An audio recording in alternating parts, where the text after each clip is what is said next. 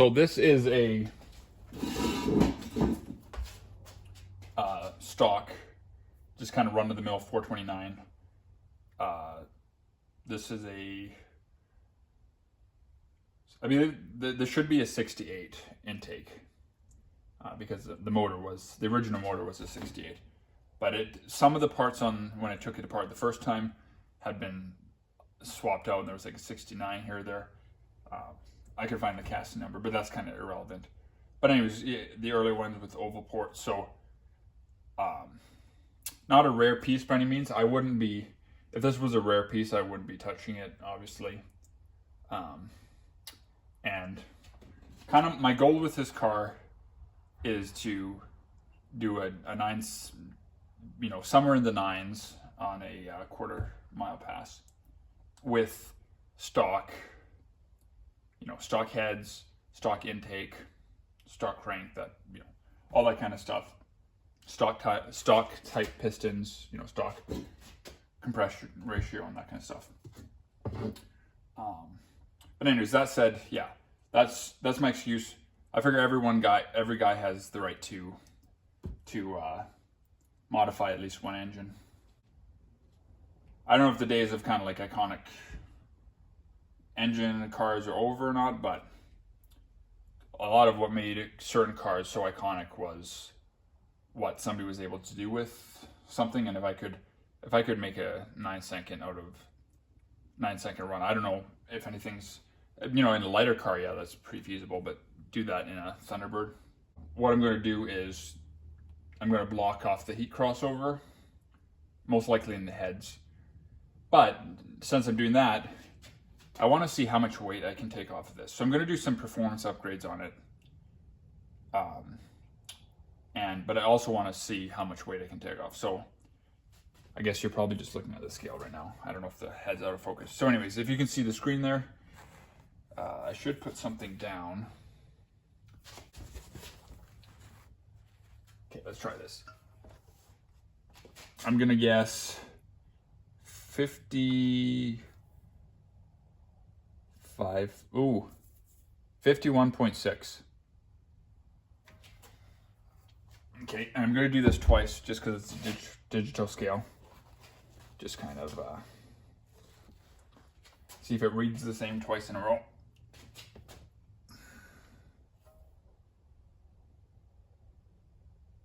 .6. Okay, definitely not super accurate. I'll do this a few times.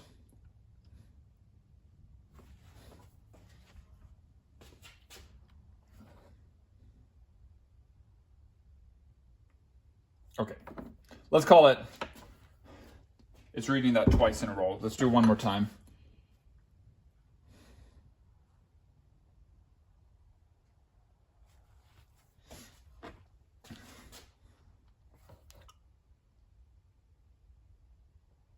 Okay, 48.6 3 times in a row.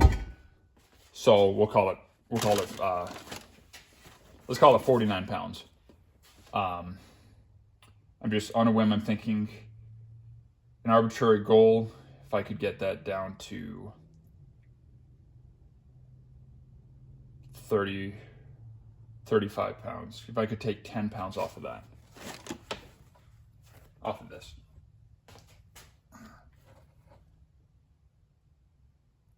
Yeah, 49, 9 pounds. Maybe I'm ambitious, but I'm gonna say if I can get this down to 35 pounds. And that would be fantastic. So I'm just gonna get some of this out of the way. Yeah, anyways, not a rare piece that I know of, at least. It's just a standard 429. Regardless, that's my plan. So anyways, I'm gonna pop out there and do a little bit of grinding. These here seem to me like they're probably structural, so I could touch them a little bit, but I don't want to risk taking something off to the point where I'm going to crack the manifold, especially because this is going to take like a lot of work to do this. So anyways, that's the bottom end. This here I think this is just some sort of deal to do with the casting. I was looking at the block and I don't see any reason to keep this boss here, but don't quote me on that. I'm gonna have to double check everything as I go. And the other thing, disclaimer, is I've never done this before, so I'm just kind of going with what I think is common sense and what I can do and can't do, kind of thing. These I guess I'll see one of the new gaskets, but there's not really much to do in terms of gasket matching on this engine. It all seems pretty good, and you know, I am a Ford guy, but it's pretty accurate to say that Ford's had some of the best casting for their time, and I've heard that from other people too. And then up here, I'm obviously going to leave any kind of markings the way they are. Yeah, so this is a 68 SE, so to my knowledge, not really anything special. Can pop off of the heating tubes here, and then I'm going to open up the plenum here.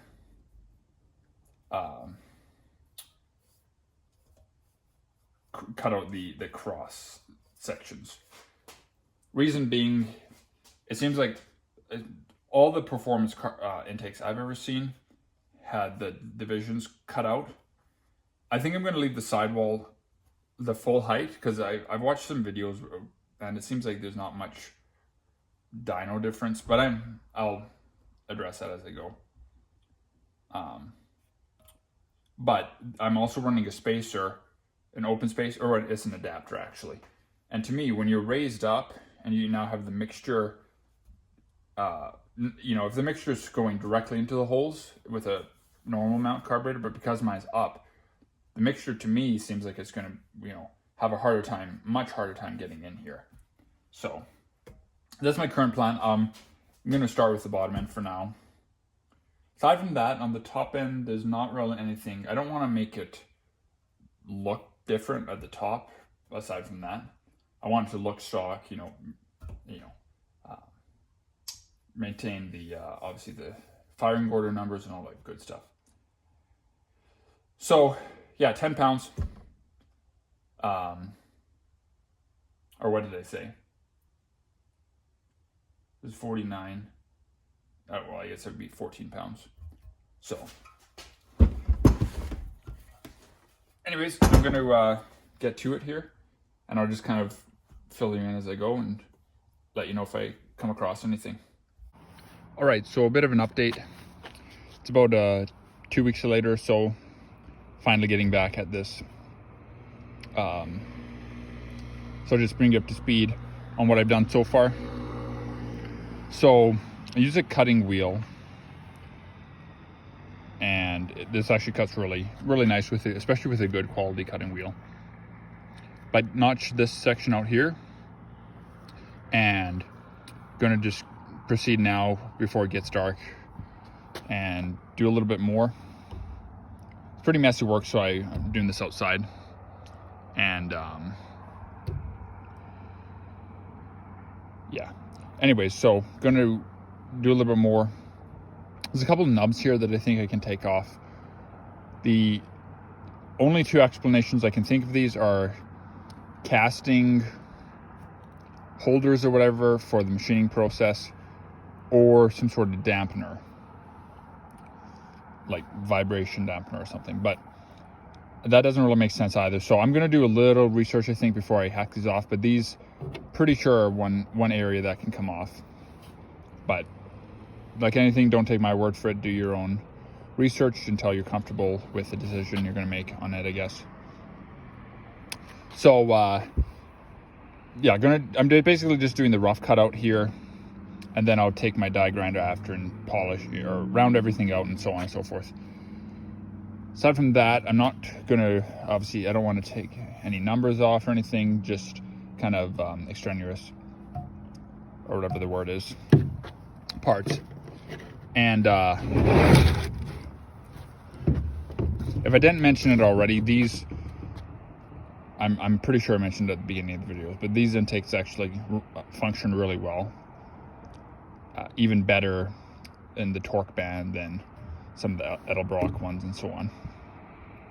from my understanding. So another spot I think I mentioned earlier, I can take this out. Again, I think it's just a casting holder or whatever it is. And then move on to the chamfering and all that kind of stuff. So I'm going to proceed and cut on this. One thing I was going to mention is,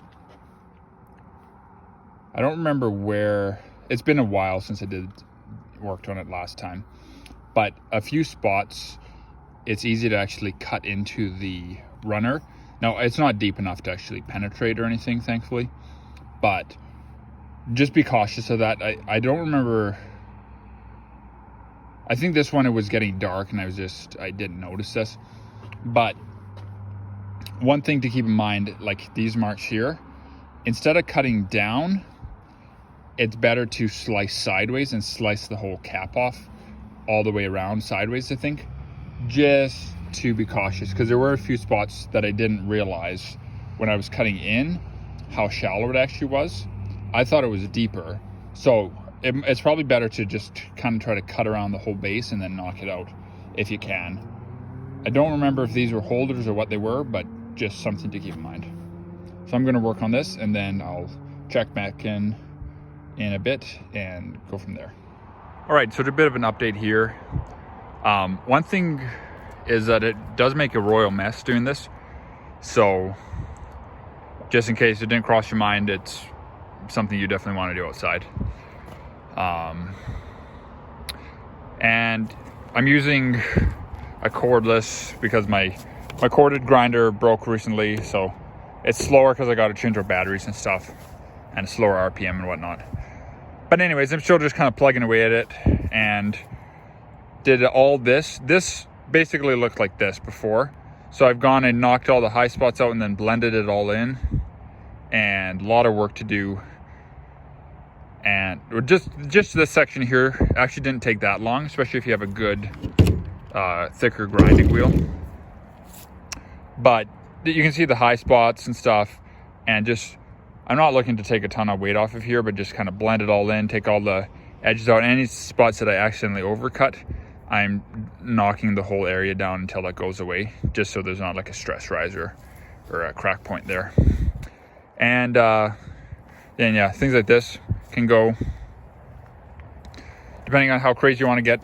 I think I mentioned it before, but stuff like this, I don't think I want to get rid of because it looks like it is intentional for strength, and it would be so minimal on weight reduction anyways. But that's kind of where I'm at, and going to keep going with that and then checking in a bit. So I have not been keeping track of hours on this because I think I might regret my life choices if I did, but it's kind of just been a little bit here and there in the evenings. Tonight, probably working 2 hours on it was probably one of the longest times that I've spent on it in one sitting, but it's almost done, and I think the results will be really good on it. We'll find out. But anyways, what can you do when you don't have money is, I guess, just kind of spend time instead. So the die grinder bit that I am using, I don't remember what brand it is. If I can get this to focus.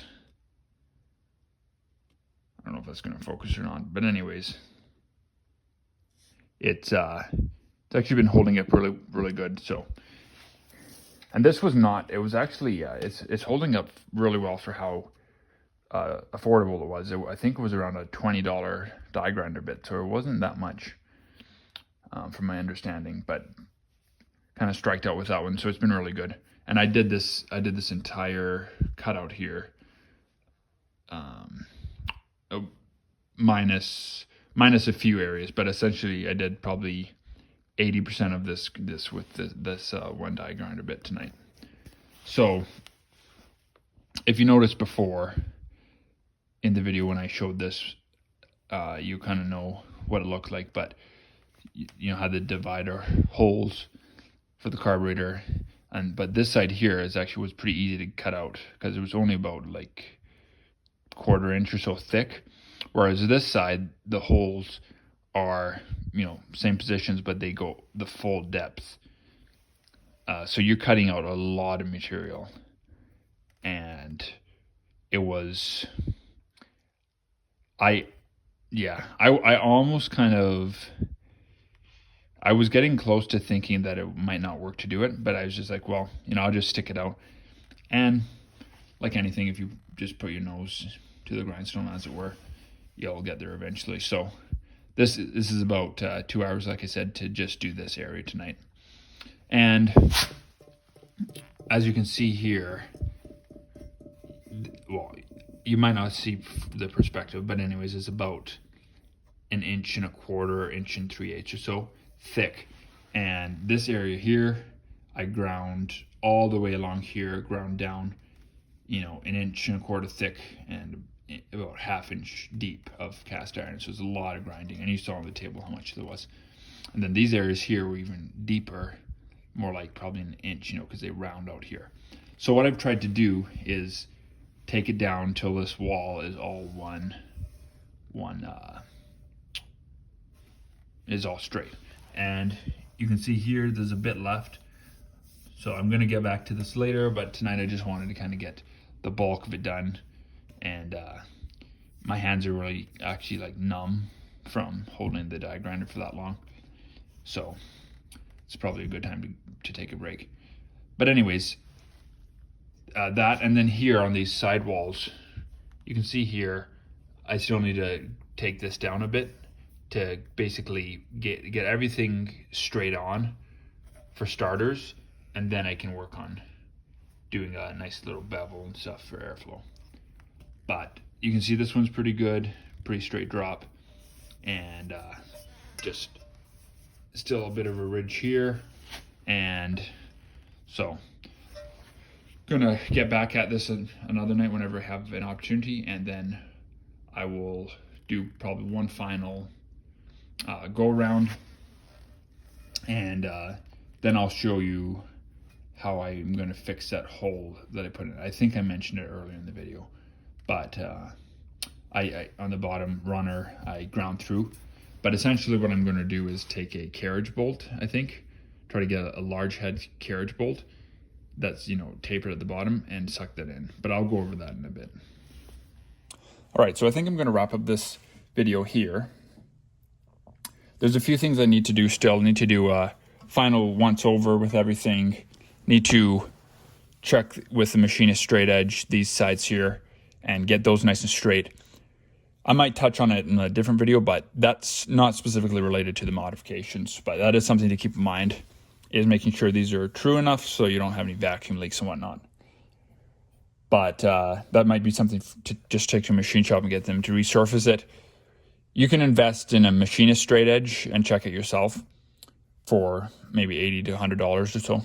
You can get really cheap ones, but a decent quality one would run around 80, I think. And I need to go over this surface here because there's a few spots where I accidentally nicked the face, and also I thinned it out pretty good because I was really determined to get out all of my cut marks from the angle grinder, which I did. But anyways, I don't know if I showed a shot of this originally, but this is what it looks like now. And if I didn't mention it before, the carburetor I'm running is a spread bore, so I'm actually running an adapter plate. So that 1 inch will, in effect, give me the same effect as if I had milled this down. So I didn't mill this down, but I did get it nice and sharp here, just to try to limit how much air can pile up on that. And I don't remember why I had to notch this section out, but I think this was already notched out or something. And then I just kind of rounded the corners. One of the reasons I did that is this one had a pretty deep cut mark from the angle grinder. Note to self, probably better just to wait till you can do this in daylight, because I was doing this after work in the evenings when it was dark, some of it at least, and so it led to a few mistakes. But anyways, this is pretty good, and I could have gone a little farther, but this is basically a straight shot. I know it looks different, but in reality, it's about a straight shot in. This could be done even more, but once I went through this spot here, I was thinking that I should just be safe and cut my losses. What little gains might still be made. To me, it's not worth going through the runner. I don't want that headache. So that's where I'm going to stop. This one here, I think, should be inconsequential for the most part. But yeah, so basically followed the edges, the sides straight in. Like I said, a lot of mill work, and then I'm going to put this down here and just try to show with the camera here. If I can get a good shot in here. But these edges here and here, as much as possible, basically beveled them so the air has a nice smooth shot. So, as before, it was just a very sharp cast line. I kind of rounded the corners, rounded the edge, and tried to do that. There's more that you could do, like I said, but I think I'm happy with this. I'm going to leave the ridges in, because I think in almost every circumstance, those are always a good thing for fuel atomization. And I think one of the reasons that there is actually to catch, if you had like a really rich condition where there's actually raw fuel going in, it'll trap on these instead of going into your runners and flooding out your engine or whatnot. So I need to go over and just like touch this up with a machinist file or a nice good quality file. There's a couple of things in hindsight I don't think I would have touched at all. These little nubs. I don't know why I thought it was a good idea, because it was just a lot of extra work, and I maybe took a pound off from all these nubs. So in hindsight, I probably would have just left that alone. But I will, in a second, weigh this and show you guys how much weight I actually ended up taking off. As far as this is now an open spot because it took out the heat crossover. So you could put a plate on this. I think they sell block-off plates for the old choke if you convert to like a manual or something. I think for me, just to save money, I'm just going to put the tubing back in, seal it off, and it should, as long as your tubing's not rusted out or anything, it'll seal itself. And what else? Yeah, it is a very thin divider wall. When I did blow through, what I didn't want to leave any like really thin spots, so I put the die grinder through and rounded this out, so it's about, the thinnest part is probably like a little more than a 1/16 thick. So I'm going to leave it as is. Part of this is just experimenting. I'm sure somebody at some point has tried this, but that knowledge probably died with whoever, it was with. And so I'm going to find out the hard way. Hopefully it's not a problem. My only concern would be with the harmonics going through, that the really thin part would break off. But only one way to find out, and I don't want to overthink it too much. So I think that's everything for the bottom side, or the top side. But I'm really happy with the way this turned out, other than going through. Now, I can't remember, like I said, doing this in the dark was probably led to some mess ups. If I was taking more time, I would have noticed this, and because this part of the wall is thicker, but I think I was working it right in here, trying to round out this corner, and I just got it in line, rounded, and it cut through. So it's not like I was even going hog wild on it or anything, but just keep in mind to pay attention to your sides. But I'm stopping there before I accidentally run the risk of getting into these other runners, because I already have one repair to do. But this one I'm just going to leave alone. So I'm going to get the camera set back up here. I feel like I'm forgetting some stuff, but aside from a good clean and whatever else I need to do, but that's kind of beside the point. Bottom side, on the runners here, or on the ports, I haven't done any gasket matching yet, but I have chamfered these out. Now technically, gasket matching isn't going to do anything on this side, and other than the fact of maybe trimming the gasket itself. But if you think about it, it's drawing into the head. So this being too small or too big, to me, doesn't really make a difference. The only thing that would make a difference is if your gasket was overhanging. But these early 429s have nice big ports. Anyways, I will probably gasket match this and the cylinder heads, but I'm not going to worry too much about it. This was never resurfaced from last time. No, there were no vacuum leaks, but I'm going to just do a DIY resurfacing on this, which I will probably show in a separate video because it's going to relate to some other parts in the engine. But I'll show you guys this. So I went pretty hog wild. I think, again, in hindsight, I would have stopped sooner. A lot of this was just me trying to blend in spots where I was careless and I cut too deep. Again, circling back to doing it in not the greatest lighting. You sometimes forget where your angle grinder blade is. But I did get all those lines out. And the one spot I was getting really carried away, obviously, was right here and cut through the runner. And I think I maybe already mentioned this earlier in the video, but I don't want to JB weld it, and I don't want to risk welding it because it's so thin.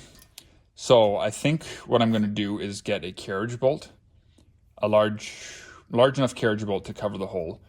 For those of you who don't know what those are, the head part, it has a little square on the inside that grabs into wood or whatever, or a square hole, and then the bolt face itself is rounded. So I'm going to put that in from the inside and then back a nut down onto it, and if necessary, I'll discreetly put in a little bit of RTV here just to help seal that. Tighten the nut down, zip it off, and then tack weld the nut on to that.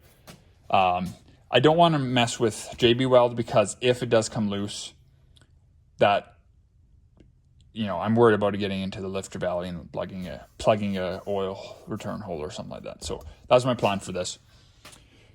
But just be more careful than I was, obviously, because I was so determined to get one of those notches out that I wasn't paying attention. And circling back to what I said about this taking like 10 hours, probably. Guaranteed, if I had tried to do that all in one setting, I would get so frustrated and just try to ram everything through.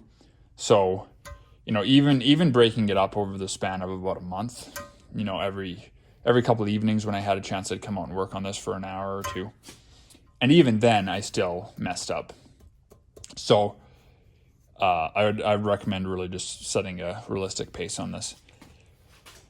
So if anybody has any questions about this or comments or something, put that in the comment section. I mentioned the choke needing to block this off. I'm going to block off the crossover in the cylinder heads. But that's that for that. So I'm going to get this set back up. And I don't know if this is what everybody's been waiting for, but I'm going to put this on a scale. Okay, so if you recall, we started out with approximately 49 pounds. And I think my goal was to get like 10 pounds off or something. I have not weighed this yet though. Okay. 41. So this is a digital scale, not super accurate, so I'm going to weigh this a couple times.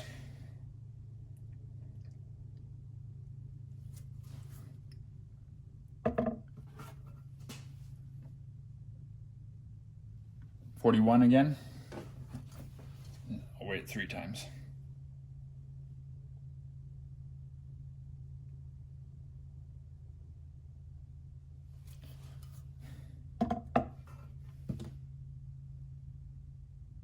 $41 again. Yeah, so I'll call it 41.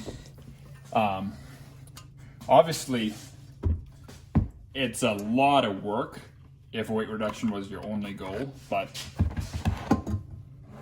one of the things that I like about hot rodding is kind of going back to the early days when there was no such thing as aftermarket. The only way to make your car lighter, gain an advantage with a lighter car, or performance was to do this exact kind of thing. You know, I think back to some of the stories I've heard about, like Herb McCandless and stuff like that, with the one car that they went through the entire car, took the entire car apart, looked for every little ounce that they could take off here, or, you know, gram they could take off here or there. You know, if a bolt was just a little bit longer than it needed to be, they'd zip it and retap it, or put a die over it. They'd drill through bolts that they could, you know, whatever bolts they could, they'd through drill them and stuff like that, just to gain. And you know, it's a lot of work, but when that's either your only option, or if you're kind of going for that kind of hot rod experience, I guess is one way to do it. But the main reason for me for this is to try to get the performance aspects out of it, and the weight is a nice side thing. But to recap, this, I'm not going to be changing really anything on the engine. I'm going to be planning to do the same pistons, same cam, everything. As far as the current plans, I have no plans to change it. And if something is damaged to the point where I can't use it, I'm going to replace it with what was in the car before. So this will actually give us a really good idea of what kind of performance upgrades we got. Unfortunately, the one run I did do was a really bad run, but even given those circumstances, I think I can still get an idea. And I took enough hauls in it on the street that I know what it feels like. So I don't have any numbers to put behind this kind of improvement, but I should be able to tell. And then, yeah, so there's that for the carburetor, obviously getting better airflow. One thing I also have to do is put on my adapter plate and make sure that that's free flowing. So I might actually pause this video right before I conclude, and I'll go into the trunk and just grab that and show you guys what that looks like. But the biggest thing, maybe arguably even more important than this stuff, is getting rid of the heat crossover, because that can lower your fuel temperature that's sitting in the carburetor, especially, you know, if you're pulling up to the lights or something at the track and you're waiting. You know, that hot fuel in your bowl is no bueno. One thing I forgot to mention is going into all the ports here, and you know, this is obviously really depends on how hog wild you want to go. You know, I just noticed something else that's really interesting. I'll point out to you guys in a second. But going in here, and obviously you can kind of only go in as far as you can reach. I just have the shorter bits for the die grinder, but you can get really long ones. And I will probably do this at some point over the Christmas break or whatever, if I have some extra time. But I just kind of wanted to get the really nasty hard work done on it and then kind of go from there. But I need to do a little more research, but I think you don't want to necessarily polish these completely, because having a slightly rough surface on the runners can help with fuel atomization, if I understand correctly. So I probably won't mess with it too much. You know, at the end of the day, you could only really even get in as far as you can feel, realistically, and that's if you're going to spend a lot of money to get it media blasted or something. But anyways, in a few spots, this one here doesn't have it, but this one, I think the two center ones, there's kind of like these, it's like a raised boss where whenever there's a hole that goes through. So I think you want to be really careful how much material to take off, but without hardly taking off any, you can kind of smooth that hump over and just give the air easier time getting out. So that's it. I think if I didn't mention it, I went around and chamfered these, and I will be gasket matching this, but this is kind of not really important. It's more the heads getting matched and making sure that the gasket doesn't overhang. But the air is getting sucked through here, so trying to gasket match too crazy here, I don't think is really going to help much. I could be wrong on that, but But anyways, there's a little bit more work I could do to polish up. But, oh yeah, let me circle back to here. I just noticed this for the first time. But the carburetor bolts, actually, the mounting bolts, you can see it goes right through. Let me try to get a shot of this.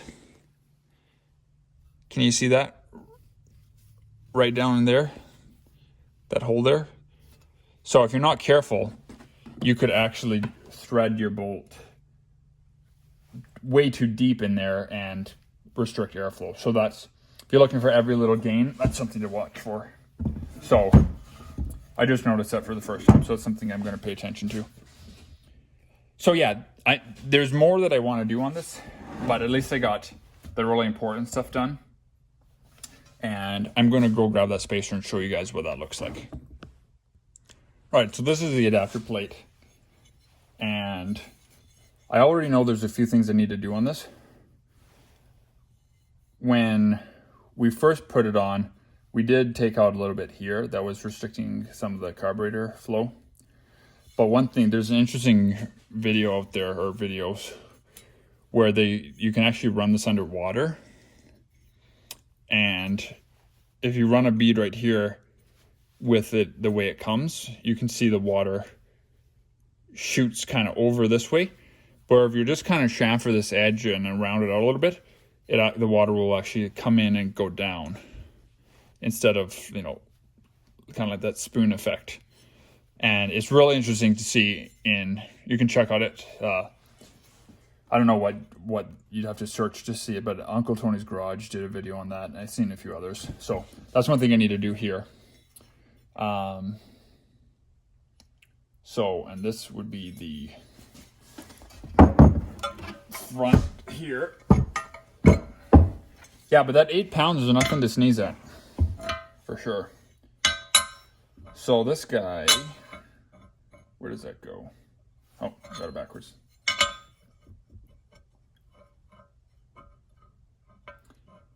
So that's going to mount right here. So what I would do is just fasten it down and take it in as necessary. So you can see here